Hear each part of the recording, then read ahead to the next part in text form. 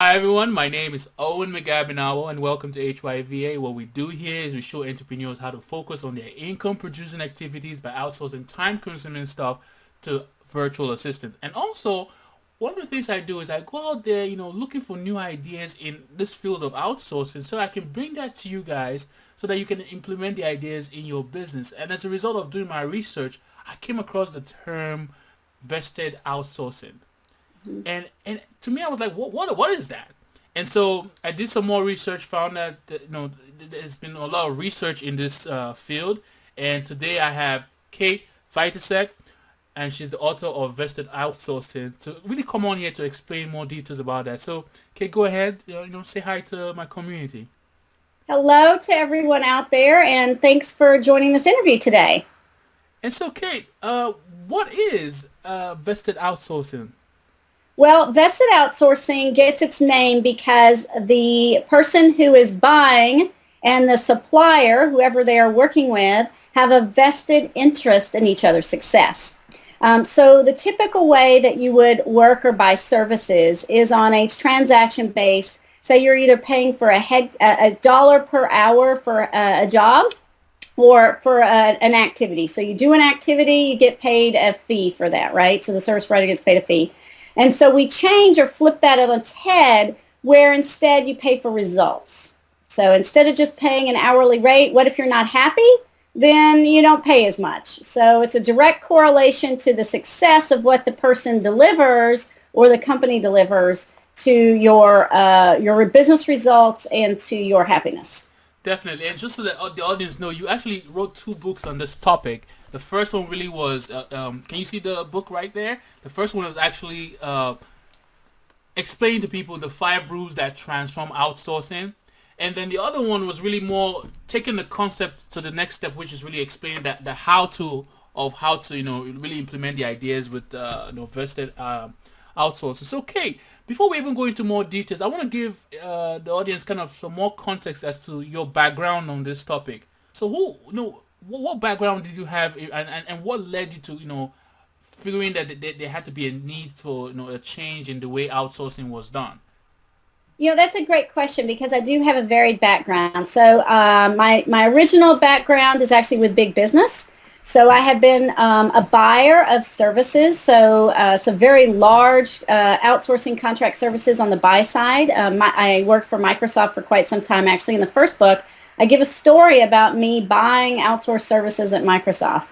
I've been on the service provider side as well, so being on the recipient. And so having been one of Microsoft's largest service providers, I get to sit across the 800-pound gorilla and kind of go, wow, I'm getting beat up as a service provider.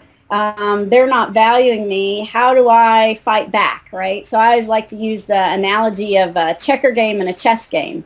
So the typical way that we would work if we're a buyer is, and the more power or the more muscle we have in the marketplace, we're going to dictate what the service provider should be doing. Well, the service provider needs to make certain profit margins at the end of the day. So if you're getting beat up or being told how, or they don't feel like they're getting what they need in that relationship, they're going to start to play chess game, right? They're going to make it up on the end. Well, about 10 years ago, I left the corporate world and started my own consulting business. So I've had a small boutique consulting firm for a long time, and I actually set forth a strategy that we would have a 100% outsourced model. So everything that we do is outsourced. So I kind of practice what I preach because I believe that if you have a good idea and you can get people to rally around that good idea, they don't have to necessarily work for you, that they could drive that value with you, and as the pie grows, they share in that growth of the pie. So I've been, buyer, supplier of big outsourcing deals, and I've been an entrepreneur. Actually was named as a Stevie Award. I don't know if you're familiar with the Stevie Awards for for women-owned businesses. So I was a finalist for Entrepreneur for a Stevie Award for service business under 100 employees. And then about 5 years ago, probably 6 years ago now, I joined the University of Tennessee. So now I've been a buyer and a supplier and an entrepreneur, and I had the opportunity to join the university and actually study outsourcing and a big project that was funded by the Air Force. So when you look at the same problem from multiple angles, you get to see things that most people can't see based on where they sit. So you get to kind of look at something and you get to see the flaws in some of the ways that these outsourcing deals, either a big deal or a small, working with an independent, working on a small level as an entrepreneur, why we don't buy smartly and why we don't sell our services as smart as we should. And definitely, so one of the things I want to do in this interview is when you say certain points, I also want to see if we can reach back into stories or case studies that can actually, help to make the point concrete. And so there is obviously something wrong with the old way of outsourcing and the relationship that both the provider and the person who's buying the services, how they were engaging. Is there something that comes to mind maybe when you were even dealing with Microsoft as working with them while you're trying to get the outsourcing service from another provider that you can share with us so we can use that as a means to understand what was wrong with the old model of outsourcing, I guess. Yeah, so I'll give you a good example of what I call the activity trap. So in the first book, I outlined 10 ailments or reasons why the current way that we buy is unhealthy, and it creates perverse incentives. So one of those ailments is what I'll call the activity trap. So the buying company would say, gosh, can you manufacture my software for me? And here's a box, and it's going to have a manual and a label and CDs. And remember the old days, you had, CDs and diskettes in your boxes of software. And so they would, they'd look and understand the price of a CD. And they go, gosh, the CD should be 25 cents. And they would have benchmarked that in the industry and come back and go, we're Microsoft, we're buying so many CDs, you have to have it at 23 cents because we have so much volume, we've got power in the marketplace. So as a service provider, you look at that and go, okay, well, here's 23 cents for your CD. But then you have other activities, such as to put the manual in the box, fold the box. And let's say it took 12 touches to fold the box, right? You've got this box and you're folding up. And so we go, well, that's a really bad box design, but I'm going to charge you a penny per touch, and I'm just going to tell you that it's going to be 12 touches, right? So not that we're cheating, but you beat me up over here, so I'm going to maybe add in a little fluff over there. So at the end, I make the same amount of money. My goal might have been a 10% profit margin. So think of it as the whack-a-mole game. You ever take your kids to the fair for whack-a-mole? Yeah. And it's at one area and it pops back on the other. Well, if a service provider is not making appropriate margins for their business, they're going to whack the mole. If you whack on one side, it's just going to pop back up in another area. Right? It's true, though, isn't it? Definitely. And so that's one example where we have the activity trap, where we are just focusing on paying for an activity. So if you whack me on one side, I'm going to just do an activity and I'm going to maybe increase it on another side. So another good one that I like to think of as, I call it the outsourcing paradox. So think about if you're not good at something. Let's say as a small business owner, you may not be good at marketing, right? And so you outsource your marketing to another small business who's going to help you. And you tell them how to do it. You're not good, but I'm going to tell you how to do it. That's the outsourcing paradox, telling the experts how to do the work. Instead, you should be very clear in what you want to achieve and let them come back and say, here's how I'm going to achieve your success with you, right? Not for you. We don't work for each other. We work together with ech other. And the goal is on achieving the results, not just showing up and doing an activity. And you made a good point there too, because one of the things I say is if you're an entrepreneur trying to focus on saving time to focus on the important activities in your business, so obviously you're already doing certain of those activities yourself, and hence you can create systems and delegate them. But there comes a time where, like you said, some activities come out that is you don't even have any idea how to do it, so you can't even tell the person who you're going to hire who has the expertise how to do it. But what kind of guidelines should be set in that case of trying to make sure that you really properly delegated it, even though you don't have the full understanding of how it's implemented, is what I'm trying to say. Well, you have to focus on the what. So we talked about the 5 rules of vested outsourcing, and rule number 2 is the what. Focus on the what, not the how.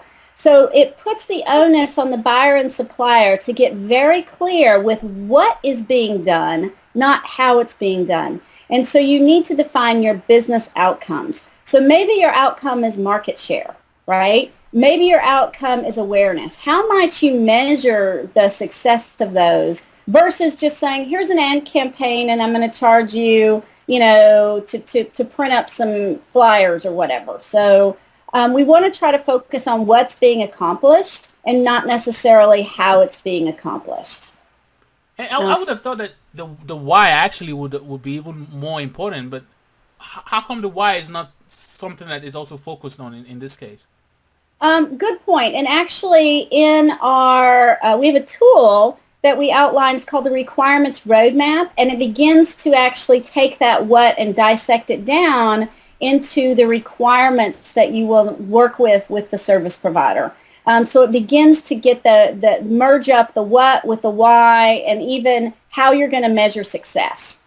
And so one of the things I want to do in this interview is go through the 5 core principles, and then once we go through them, now tell people the how-tos of how to implement some of the core principles. So can we do that? I guess you've already explained the first principle. Can you give us some examples of how that first principle can be implemented? Is what I'm trying to say. Yeah. So actually, I'll start with rule number 1, which is outcome-based versus a transaction-based business model. So the typical way that we would would be employee per hour or price for a transaction, right? So if I have, for example, someone who's going to be doing, say I'm a small business and I need a third-party fulfillment center. I'm selling T-shirts, right? Yeah. And I can't do it myself. It's bigger than my garage. And so I need to hire a third-party fulfillment provider. Instead of just charging a cost per call, you might say, let's create an outcome-based approach where the more I sell, the more you make. The less I sell, the less you make. So now there's risk trade-offs because the service provider puts skin in the game to help you achieve your goals, right? Where you also put skin in the game. So you're working together instead of having somebody work for you. So an example of that would be in the economics of how you would actually pay that service provider. So you're going to move away from paying for tasks and into paying for results. So if we don't achieve the results, the payments are a lot less. So is that kind of like looking at it like kind of like a commission-based incentive where when you score the results, then you get the benefits from the point of the provider? Could be. So if your goal is market share or revenue, it could be a commission-based. But let's look at most small businesses probably have somebody come in, and help them clean the offices, right? As you grow, you no longer do that task yourself. So you've hired a cleaning service. So the cleaning service is going to come in, and they're just going to give you a price, and that price is going to include their profit margin and any other stuff. So the cleaning equipment, the profit margins, the price of the folks to do the work, and it's all lumped in together, and you're getting this fee, right, to have somebody come in and do your cleaning. What you might want to do, especially if it gets to be a big part of, the bigger your company, the bigger that fee. So if you look at many of these deal structures, especially large corporate ones, it's a lot of money that they're spending on facilities management, the buildings, the building maintenance, the building repair. And so what you will see is a movement, for example, in facilities management to a cost pass-through. So the costs are the costs. So let's say your air conditioner broke, right? Yeah. You got to pay for the air conditioner bill. So we're going to pass it through at cost, and then we're going to say what defines success. Success is our lights are always on, our buildings are always clean, our employees aren't complaining about a Coke being spilled and the counters being sticky, right? And so you define what success is. And so the costs are passed through. No one made money on buying cleaning products, because oftentimes what happens is they would actually mark up. They might go to Costco or whatever and buy, or wherever they're buying the material, and they'll price it up. So the cost would be paid for at pass-through, and then if they're successful, according to what you define as success, they would get their fee structure. If they did a bad job, they wouldn't get as much money. So you would never hurt the service provider with regards to the raw cost, right? But they would be very transparent. Gee, show me what your bills are. I'm going to, gosh, the generator costs that much, golly, all right, well, if the generator costs that much, that's great. So you want to provide and pay for the value instead of having it all buried and hidden, right? Today, businesses have a tendency to hide their margin, their markups, the cost of stuff. So there's no incentive into reducing to being more efficient and effective. So by now, exposing all the cost, exposing the amount of time, you can start to look at it and go, well, maybe what we could do is work on the efficiency, right? So you're by having a fully transparent model, you work on the efficiencies, you work on cost savings ideas together, right? Because otherwise it's just a check that you're paying in the bill, right? And all of the costs and everything are buried and hidden. And now you can look at it transparently and go, how can we do this better, faster, or cheaper? And when we go better, faster, and cheaper, we're both going to share in that value. You save costs for me, I'm going to get some, you get some. I like the point, and I get the point that it's based on it might be monetary success, but it might be you determine what that success might be, and then you set incentives based on that. But where is that starting point? How does one determine that starting point from which you and the provider starts with as the minimum, and then they can now say, okay, based on the success we've determined, you can now build off and gain more from that starting point. Do you understand my point? Yeah, so it actually starts in rule number 2 where you focus on the what, not the how. And we have a tool that we call the taxonomy. And a taxonomy is, think about in science, taxonomy means you're codifying or classifying things. Well, what we want to do is we want to codify or classify the work. We don't want to tell them how to mow the yard or how to do something. We want to say what it is. And we document the end-to-end steps. Most of the inefficiencies come in the handoffs. So I bet you've got some service providers who are listening in, and they will, be complaining about how horrible their customers are. If they just did this, if they did that, it would make it easier for me. So we want to document the end-to-end work structure, who's doing what work, and once I understand what work is being done, I want to hold each party accountable. So if the buyer falls down on their part of the picture, there is ramifications. Well, you didn't get me the handoffs that you needed, therefore my cost went up, right? So you create accountabilities on both sides. Normally in a buy-sell relationship, you only create accountabilities on the service provider. The buyer, the old rule, the golden rule, who has the gold rules. So you still have two-way service levels because you're saying to be successful, the buyer and the supplier have to work together. And so I get the point, and so let's see, is there like an example maybe on the small business side that we can actually use to make that point hit home? Yeah, a great example. We just, as I mentioned, I own a small boutique consulting firm, and we just went through an exercise as we added some new work that we were doing, and we went through a taxonomy list and said, let's get clear on what we're trying to achieve. What is the desired outcome, and what's the work that needs to be done? What am I going to be doing as the business owner, and what are you going to be doing as the service, who's doing the service delivery for us? So I have handoffs to the service provider. The service provider may have deliverables back to us. So we want to get very clear on those handoffs because that's where you see inefficiencies. So by having an end-to-end definition of the work, you can begin to drive accountabilities and service levels between the parties so that you can attack any inefficiencies that might not be there. You can also have transparency. We really want to focus on transparency so that you're working on the business problem and not just on showing up and doing the work. Microsoft, I love their example. They outsourced accounting, right? So if you're a big company, you outsource accounting. If you're a tiny company, you outsource accounting. They said, 3 monkeys and a dog could show up and do accounting. I want somebody who can help me, not just do the accounting, but challenge the way that we're doing the work, make us smarter, make us more financially savvy, and help us drive our business better. So there's value besides just showing up and doing the work. There's value in this, and everybody says a value added, we want to add value. Well, you get paid for those value added things when you deliver success.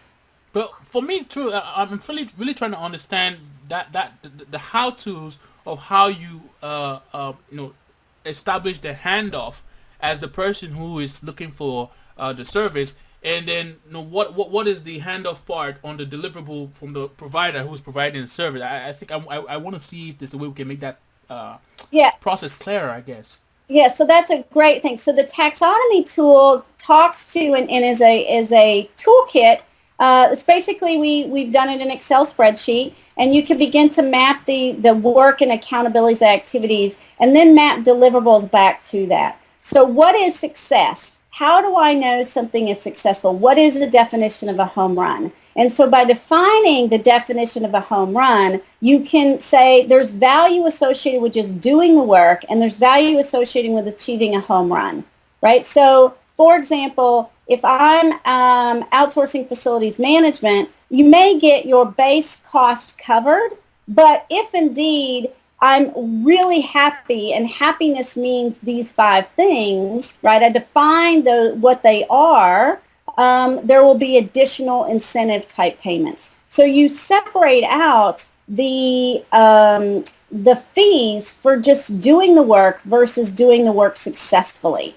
And today they're married, they're lumped in together. Everything's hidden. It's very non-transparent.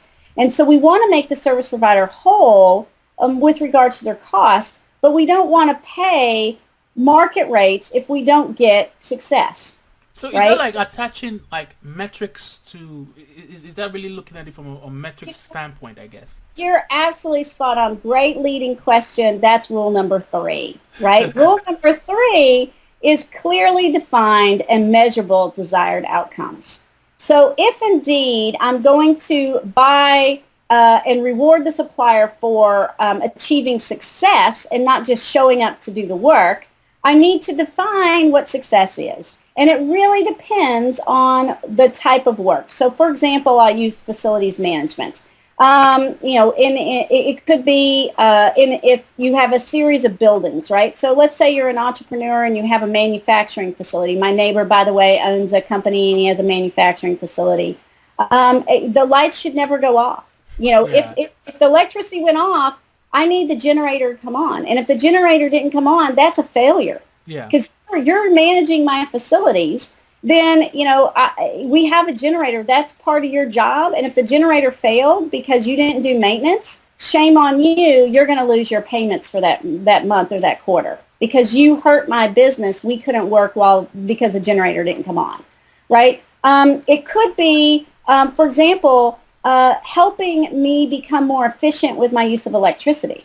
So one of the metrics that I often see in facilities management is kilowatts per hour usage, right? So teach me how to be more efficient with electricity, right? Because if I'm just paying the electricity bill, that's great. But if you're supposed to be the experts in facilities management, teach me where I'm stupid because you're not there every day. You may come in and clean the buildings every night and go, golly, gee, did you realize you left the windows open and you got the air conditioner on? So you can now give that feedback and say, here's how you could be smarter, right? But the onus is on us as business owners and employees to also have an input. So just because somebody's coming in cleaning and they notice how stupid we are because we have the air conditioning on and we open the windows, they can shut the windows at night, but they can't make the employees do it. So we might start an awareness campaign, by sitting down together and saying, gosh, I think you could reduce your electricity spend by 30%. We can now share that. A great example actually is, from a small business perspective, there was a guy who owned a warehouse and he needed a new roof. And so the roofing company came in and said, a roof is going to cost you $50,000. However, I am so confident in how efficient my roofs are that it's going to decrease your electricity costs by 30%. So I'm only, instead of charging you 50,000, I'm going to charge you a lot less, but every month you're going to submit me the energy bill, and if indeed my roof made the electricity bill go down, I'm going to get a payment for that. Wow. So like, we're putting skin in the game, right? So put your money where your mouth is. If you can deliver success, you get paid on success. If you don't deliver success, I'm not paying you fair market value. I like that. I mean, the thing with the metrics is, I mean, because the different type of business and what you're engaging with, the provider and also the business owner, the metrics are going to definitely be different. But it really takes you, who owns the honors to actually take that time to create what that metrics is. Should it be the provider, or should it be the entrepreneur who needs their service? Both. And the reason why is because you have to mutually agree on what success looks like, right? Because, and that's why I love the taxonomy sets the work, right? And once I have an inventory of what the work is doing and who's accountable, I can now sit down and say, well, what are the top 5 measures of success, and how would I define them? So the service provider may have some very creative ideas on what that means, and the buyer may have some ideas. So it's a mutual definition of success. And if I mutually agree on that success, now I'm going to tie money to that, right? So now that gets into rule number 4, which is a pricing model with incentives. So we want to make sorry to cut you short. Something just came to mind. Is back on the metric setting. Don't one runs into a situation where unrealistic expectations can be set? You know, how can that be avoided? I know you said it's a mutual thing, but somebody's coming, the entrepreneur is coming with their own preconceived notion of what's going to happen, and the provider is coming. You know, there might be an issue of friction and on a situation where they're expecting more than can actually be delivered, I guess. And so that's why you have to negotiate that and mutually agree up front. If you can't mutually agree, you walk away from the deal. Or you go, you know what, I'm not going to put my skin in the game. If I'm getting rewarded for success because I've done a good job, and I'm not convinced that you're going to be clear and fair on what you're doing, I'm not going to put as much skin in the game. If we can mutually agree and define clearly defined and measurable desired outcomes, right? So go back to that roof. Right? Your roof is so awesome at driving, you know, because it's energy efficient, and it was twice the price as a regular roof. I could have got a roof for half price, and he's going, yeah, but my roof is better value because it is more energy efficient. In the long run, yeah. In the long run. But the guy didn't want to pay twice the price up front. So they agree on what is success, my electricity bill. So for the next 5 years, I'll charge you $25,000, which is the cost of a cheap roof. But for every month after that, you're going to submit your energy bill, and proof's in the pudding. If my roof didn't drop your energy bill, too bad, I don't get paid. So in essence, the supplier is putting their money where their mouth is. So you see the better service providers not afraid to step up to the plate and do that. But they're also going to push the buyer to be very clear. And buyers are not always clear at defining success, and that's why you start to buy activities, right? If I'm not good at buying, what do? I buy an activity. It's easy. Buy time, I guess. I buy time. I buy $1 per hour, right? Oh, you're going to be $25 an hour. Well, what if it's a crappy, they don't deliver? Right? That's $25 waste. $25 in waste. So why don't I pay $12 an hour as a base? And so if they don't deliver, it's not a loss, right? But if they deliver, maybe I'm paying $30 an hour. And so the more successful the supplier is, the more money they make. And another thing too, when you said that point, that comes to mind too, is because different people can offer that service at different pricing, using the price as the measuring factor is wrong, because that's not what you want. It's the result. So the results is the measuring factor. So basing it off that, you know, it ends up getting you, I guess maybe the best provider, because one person might be able to provide it cheaper. Doesn't necessarily mean that the results is going to be what you're looking for. And the other person that can charge you higher, the result doesn't necessarily mean it's going to be what you need it to be. So the result becomes kind of like a qualitative value that you can use to measure everybody on equal playing field. That's right. So now you buy value versus buying time or an activity. And so that's what you really wanted, was the value versus just the activity. So that's why rule number 3 is so important, is what is success?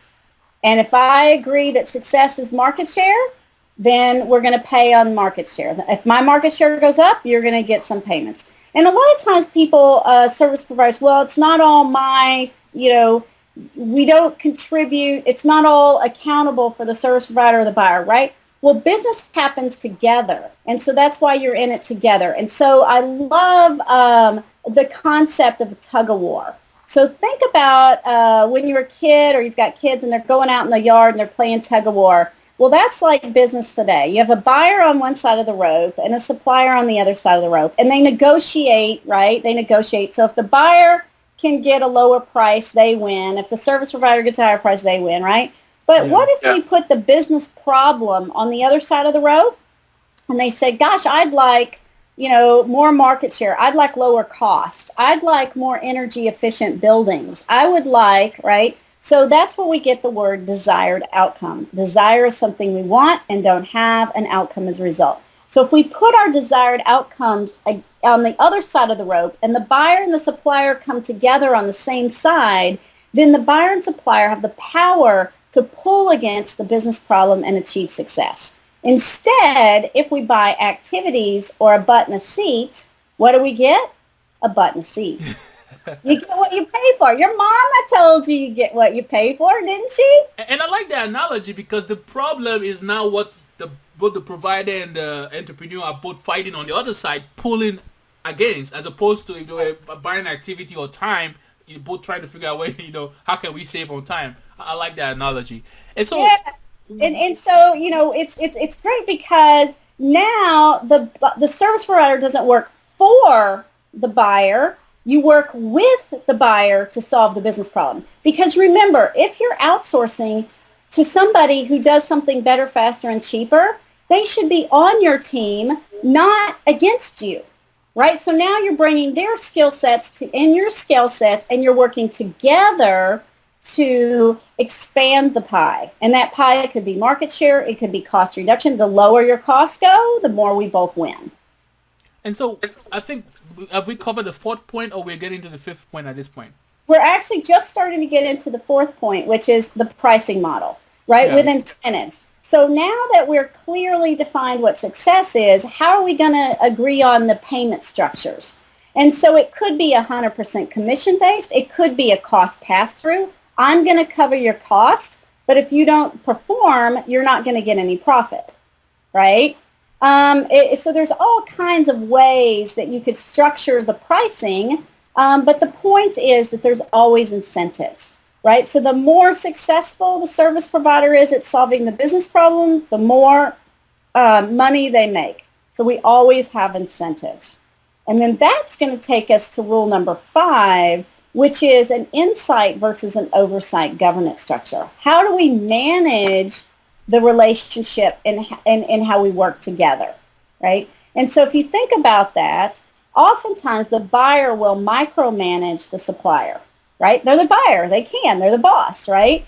And so what we say is it's much better that if to have the service provider being on the same team, being treated as a team member, an extension of the business, right? Because they're pulling on the same side of the rope. And so we want to have mechanisms that we manage the business and not just manage the supplier, right? All too often we manage the supplier, and I loved the analogy of a watermelon, right? A watermelon, because on the surface, the supplier showed up and did the activity. They submitted their time card. They did what they were supposed to do. So it's green on the surface, but it's red because we really didn't get the business results we wanted. And so we need to figure out how to manage this, not just manage the supplier, but manage the business where, yes, the activities are green, but the business results are green as well. But you said, you don't want to micromanage. So I'm really trying to get some more meat into that point, because I'm trying to understand, because some people will say micromanaging, trying to be in the face of the provider, might make them be able to see all the flaws. But you're saying it's going to be a little bit different. That how, maybe with an example that you can share with us, maybe small business or even big business that hits home with that point. Just share that with us, I think. Well, let's go back to our facility management example, because that scales if you're a little business or a big business, right? Yeah. And so maybe you want to reduce the cost of facilities management by 20%, right? So today it's cost, I'm paying whatever your budget is, you want to reduce the cost. So what you would do is fully expose the budget, right? It'd be very transparent. And so the service provider would look at that and say, all right, here's areas where I think we could reduce costs.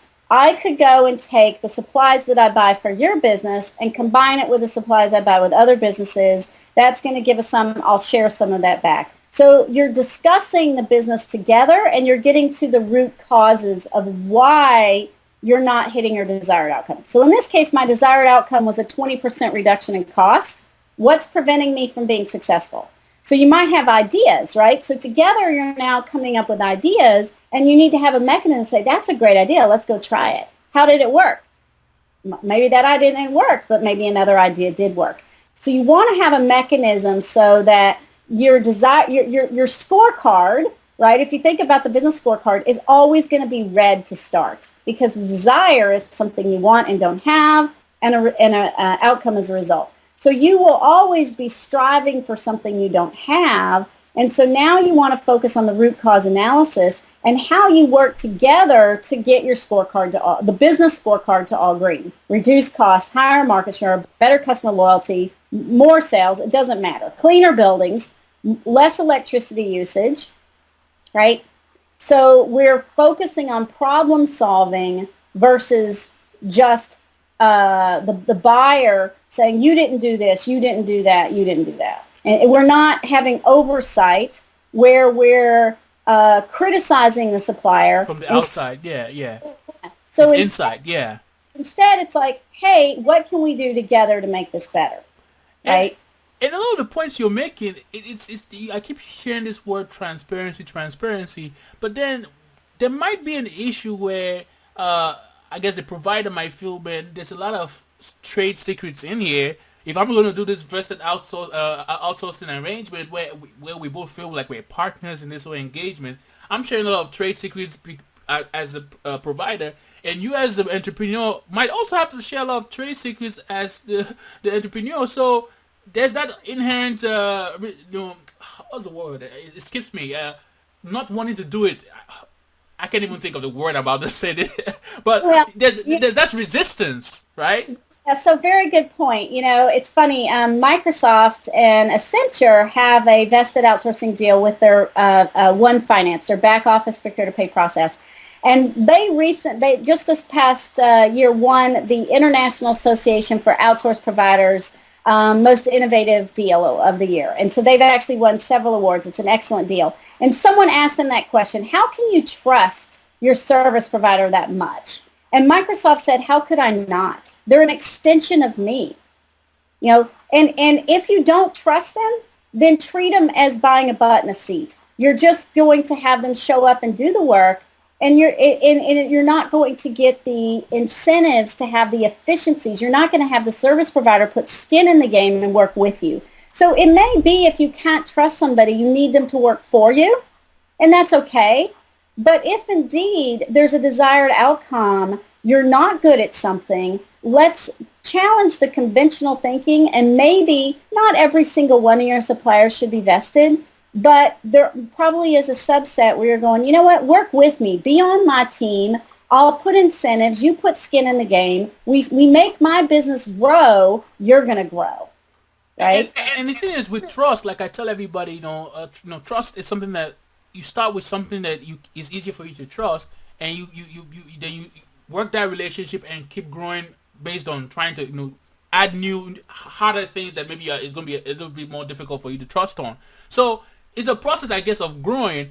But are there any things that come to mind that in regards to being transparent and really hitting home with this whole vested outsourcing, that mechanisms or tools that one can put in place both on the buyer side as well as the provider side that can help to jumpstart that whole transparency and really wanting to work together with that mindset, I guess. Well, actually, there's been a lot of work written around trust and transparency. Harvard Business Review did a whole article on, not just article, but a whole issue on trust and transparency. And really what their lessons are that if you don't have transparency, it's hard to build trust. If I'm going to hide things, by nature, the person sitting across the table isn't going to trust you if you're hiding. So it is in your best interest to be as transparent as possible, and to work to build that trust over time, right? So it's a conscious effort and something that you may not feel natural to start with, but the more companies do that, the more a buyer puts forward and is transparent, the more supplier goes, wow, you're transparent. Okay, I will be too. And if you find that neither relationship, that one party is leading with trust and the other isn't receiving, that's not a good fit. Fire that supplier, get a new one, right? So you want to actually work to find suppliers that you do trust. And there's a professor out of Brigham Young University, Dr. Stan Fawcett, who studied the elements of trust in a business relationship. And there are 5 elements. One of them is perform to promise. So maybe you start that relationship under a transaction-based, you're buying butts and seats, and if they perform to promise, that's a good, like, gosh, you deliver when you say you're going to deliver. Let's take it to the next level, right? Another element of trust is open communications. Can I give you candid feedback without you getting upset, right? Because if I can't give you candid feedback and we can't have a discussion about problems, then, it deteriorates trust. So we need to actively work on our trust levels. And as we begin to build that trust, you can then flip those relationships to vested type relationships. I get it. And the thing too is, I really understand it, but as all businesses, I think there has to be some structure in where the rules of how, you're going to go into this whole vested outsourcing, methodology, but I guess there has to be paperwork that has to, to bind both parties to it. How is that agreement or contract, or when it comes to vested outsourcing, how is it different from the old kind of agreement or contract you would have to write up, I guess? That is a fantastic question. That's our number one question that we get. They read the first book, Vested Outsourcing, 5 Rules that Will Transform Outsourcing. People see that they have these ailments, these dysfunctions in the relationship, and they go, I get it. It makes sense, but how do I do the paperwork? How do I write a contract? How do I do an agreement? And that's why we wrote the second book, which is the Vested Outsourcing Manual. And we did that book with the International Association for Contract and Commercial Management. Now, ICCM is a nonprofit that really does education and training. Contracting people, procurement people all belong to ICCM. It's a nonprofit for contracting and lawyers and those kinds of folks. So ICCM teamed with the University of Tennessee to write this manual on how do you do the contract. And that's where the meat of vested outsourcing comes in. So you can actually take the manual and it's step by step and it says what goes into the contract. So for example, one of the first things that you do is create a shared vision and statement of intent. What are you doing? Where are you going? Where are you taking your business? If you just need me to show up and mop the floors, great. But if you're, what do you need? Because I might just need a transaction-based provider, but maybe I want someone to be on my team instead of just showing up and being a butt in a seat. So your shared vision is you start with that. Then you do your statement of objectives and how you would actually define the work. So in the second book, the manual, there are 10 things that go into this book. In case everyone is wondering, this book. Yeah. That's the book, the Vested Outsourcing Manual. That's right. So it outlines 10 things that need to go in that contract. And today, many contracts don't have all of those 10 things. And it actually walks you through, at the end of each section of the 10 things, it does homework and it gives tools. And it says, here's a tool that you can use. Here's the homework you have to do. So by completing the section, you've in essence created that part of your contract. So by the time you get to the 10th element that goes into a contract, you've written your contract. So it's a beautiful guidebook, and that's what we call a manual, because I need to write this agreement. You can follow the manual, and you can, at the end of the book, if you've done the homework that we assign, you've written your contract, and you've got a vested agreement.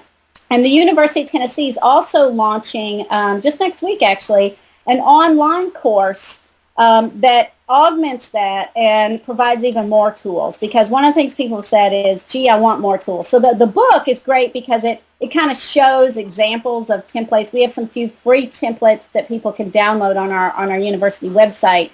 But in the class, you get an extended toolkit where you've got these tools and you can actually use them to help you craft your agreements and answer some of those questions. So I love the manual, because the number one question we get is, how do you actually write the agreement? You follow the manual, and at the end of the agreement, at the end of the manual, you've got your agreement. So do your homework, and it helps you play by the rules. Wow, I really do. I mean, Kate, I enjoyed this interview, and the whole thing is making me think, how can it's really about looking at the engagement from my perspective of being the provider, since we provide virtual assistants to entrepreneurs, is how can we help them feel that we're not just providing you this, like you call it, butts in the seat, but we are part of taking you to the next level in your business. We're part of that partnership with you. So it changes the dynamics. And I'm thinking, any entrepreneur that's been listening to this so far, we've been giving examples of both small business owners as well as big business, but that wants to take this step of maybe moving in the direction of vested outsourcing. What is that one thing you feel that you have not said so far that you feel that can help them ignite that drive towards that movement, I guess?